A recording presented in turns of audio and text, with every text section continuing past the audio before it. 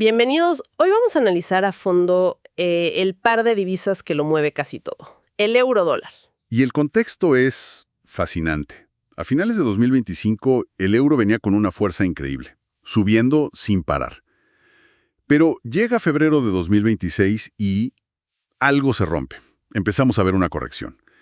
Y los documentos que tenemos, que son un análisis de sentimiento muy completo, sugieren que esto no es un simple ajuste técnico.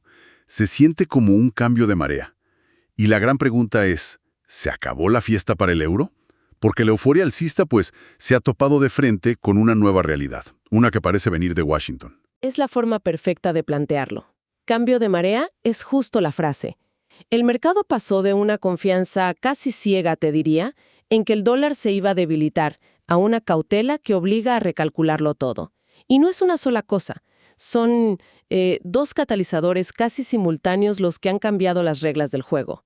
Primero, la nominación de Kevin Warsh como nuevo presidente de la Reserva Federal. Nadie la vio venir tan rápido. Y segundo, unas políticas comerciales muy directas por parte de la administración estadounidense. Lo que esto ha hecho es reintroducir algo que el mercado había olvidado por completo: la prima de riesgo en el dólar. De repente, todos se preguntan si sus apuestas tienen sentido. Me interesa mucho eso que mencionan los documentos, el posicionamiento abarrotado, el crowded positioning. Dicen que las apuestas a favor del euro llegaron a máximos históricos en enero. Pero, ¿cómo se mide eso? O sea, ¿en qué punto exacto una tendencia fuerte se convierte en una operación abarrotada? Esa es la pregunta del millón. Y tienes razón. Es más un arte que una ciencia exacta. No hay un número mágico que te diga, listo, ahora está abarrotado. Pero te acercas mucho cuando combinas varias señales. Por un lado, tienes los datos del informe COT, que te dicen que los grandes especuladores, los fondos, están apostando masivamente en una dirección. Ajá. Pero la clave es cuando esa posición se vuelve un consenso tan grande que ya no queda nadie por convencer. Todos los que querían comprar euros, pues ya lo hicieron. Es como la analogía del barco que mencionabas. Si todos están de un lado, la más mínima ola puede hacerlos zozobrar. El problema no es el peso, es la falta de contrapeso. Y ahí estamos. Claro, no queda nadie para comprar y absorber las ventas. Y me parece increíble el contraste que describen los informes entre los distintos inversores. Por un lado, las instituciones que deben estar pensando, ¿y ahora cómo salimos de esta posición gigante sin provocar una estampida? Totalmente. Y por otro, los traders minoristas en Reddit, en X, más metidos en el drama político. Que si Warsh va a ser un títere de la Casa Blanca, que si la Fed es independiente. Exacto.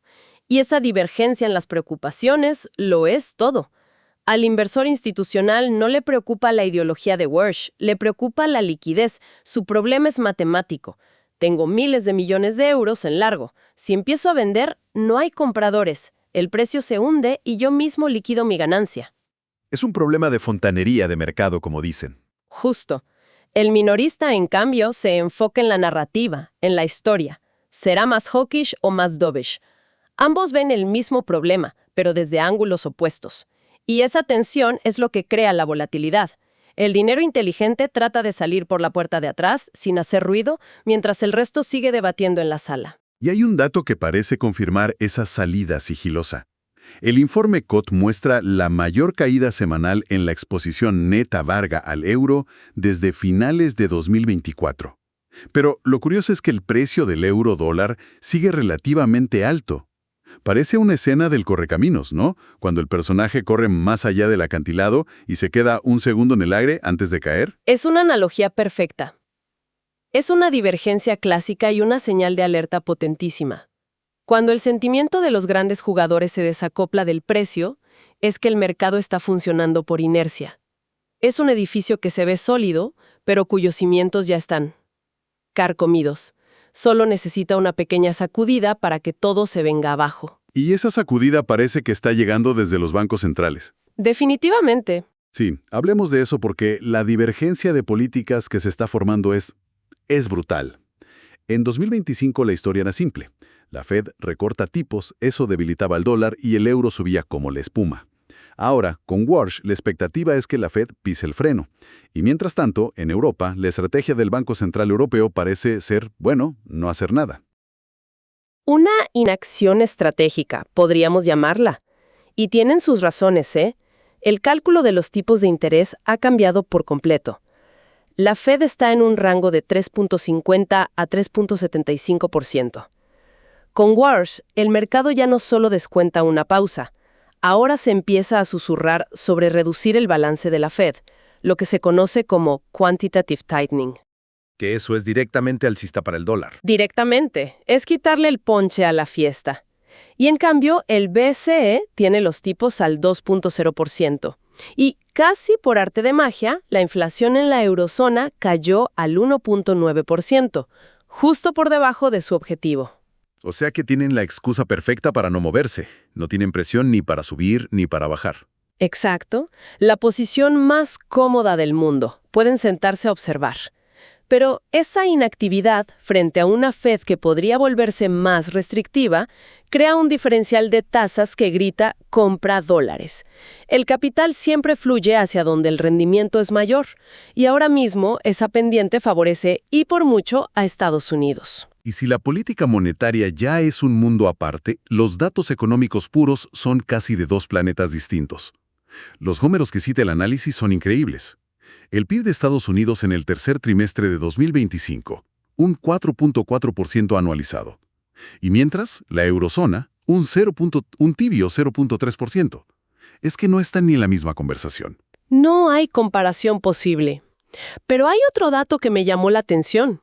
Describen el mercado laboral de Estados Unidos como de baja contratación, pero bajo despido. ¿Qué significa eso en la práctica? Significa resiliencia. Que las empresas no están contratando a lo loco, pero tampoco están despidiendo. La gente conserva su empleo, sus ingresos son estables y, por lo tanto, el consumo, que es el gran motor de la economía de EU, se mantiene muy fuerte. Entiendo, es un mercado laboral que no está en auge, pero es increíblemente sólido. Y esto nos lleva, creo, a la verdadera arma secreta de la economía estadounidense: la productividad. A ver, explícame esto porque suena casi a magia. El informe dice que la productividad en EU subió un 4.9% en ese mismo trimestre. Sí. Y que eso permitió que los costos laborales unitarios bajaran un 1.9%, a pesar de que los salarios subían. ¿Cómo es eso posible? Parece contraintuitivo, ¿verdad? Pero es la belleza de la productividad. Imagina una fábrica. Si le pagas a tus trabajadores un 5% más, pero gracias a nueva tecnología, ahora producen un 10% más de coches en el mismo tiempo. El costo por cada coche ha bajado. Claro, tiene sentido. A escala. Y esto le da a la Fed una flexibilidad con la que el BCE solo puede soñar. Puede permitirse tener tipos de interés en un nivel restrictivo pero manejable, porque la economía crece de forma eficiente sin generar una inflación salarial descontrolada. Europa no tiene ese lujo. Entendido. La economía de Estados Unidos corre más rápido y de forma más inteligente. El caso económico parece clarísimo, pero los documentos le añaden una capa que parece sacada de una novela. Mencionan que los nuevos aranceles del 10% sobre 8 países europeos no son al azar, sino que están ligados a la adquisición de Groenlandia. ¿De verdad el mercado se está tomando esto en serio como un factor clave? Es una muy buena pregunta. Hace unos años el mercado lo habría ignorado como simple ruido. Pero hemos aprendido que en el entorno actual, estas tácticas de negociación, poco ortodoxas, digamos, tienen consecuencias económicas reales e inmediatas. Claro, los aranceles ya están vigentes. Exacto, desde el 1 de febrero. Así que sin importar el objetivo final, el impacto a corto plazo es real, debilita las exportaciones europeas y por lo tanto al euro. El mercado ahora tiene que ponerle precio a la imprevisibilidad política. Y esto añade otra razón para vender euros y refugiarse en el dólar, no solo por rendimiento, sino por seguridad. Es una dinámica muy perversa. Claro, es como si Estados Unidos creara el problema y al mismo tiempo vendiera la solución. Bueno, y todo este cóctel, ¿cómo se traduce en escenarios concretos? ¿Cuáles son las proyecciones para el resto del mes? El análisis lo desglosa en 3 caminos posibles. El más probable, con un 60%, es el escenario bajista. Básicamente que la corrección que ya vemos continúe. Los motores son los que hemos hablado: el efecto Warsh, la liquidación de posiciones y el impacto de los aranceles. En este escenario, el objetivo técnico para el par se sitúa en la zona de 1.1746. Un 60% es bastante alto. ¿Qué podría evitar que eso se cumpla? ¿Cuáles son las otras opciones? La segunda opción, con un 25% de probabilidad, es un escenario lateral, que el par se quede atrapado en un rango, entre 1.1830 y 1.1980, más o menos. Esto podría pasar si el mercado decide tomarse una pausa. Por ejemplo, si los próximos datos de empleo en EU salen más débiles de lo esperado. Eso podría frenar un poco el impulso del dólar. Ok, ¿y el tercero? Y luego está el escenario menos probable, casi una quimera ahora mismo, con solo un 15% de probabilidad. Un retorno al rally alcista de enero, solo un 15%. ¿Qué tendría que pasar para que viéramos esa sorpresa? Necesitaríamos una sorpresa mayúscula. Algo que rompa por completo la narrativa. Por ejemplo, que el propio presidente Trump, preocupado por el efecto de un dólar fuerte en la bolsa, presione públicamente por una moneda más débil. Contradiciendo a su propio nominado a la Fed. Exacto. O, por otro lado, que viéramos datos de crecimiento en la eurozona que de repente superaran todas las expectativas. Ambas cosas parecen muy, muy improbables. Por eso, el análisis le da una confianza general del 70% a que la dirección más probable es hacia abajo, a la zona de 1.1750, 1.18.0. Entonces, al ver el panorama completo, la gran conclusión de este análisis es que estamos viendo un cambio de régimen. La historia que dominó 2025, la de Fed débil, euro fuerte, simplemente se ha desmoronado. Sí, se ha desmoronado. La divergencia es total, en crecimiento, en política monetaria y, por si fuera poco, con estas tensiones comerciales. Todo apunta al dólar, al menos a corto plazo. Has capturado la esencia a la perfección. Es un realineamiento fundamental. Pero hay que añadir un matiz final. Un riesgo para esta nueva tesis que es fascinante. Y es que el mayor peligro para este escenario de dólar fuerte es, irónicamente, la misma administración que lo está provocando.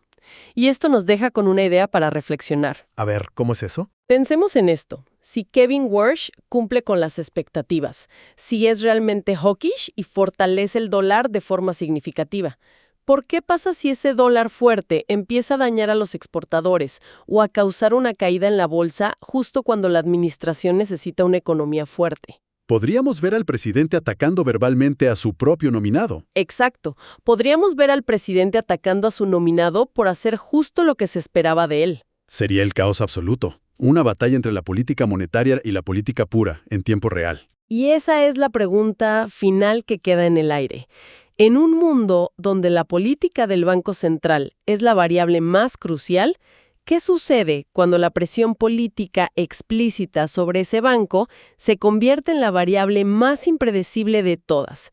Una variable capaz de cambiar la dirección de todo el mercado, no en meses, sino en un instante, con un solo tuit. Ese es el verdadero cisne negro que acecha detrás de todos estos análisis.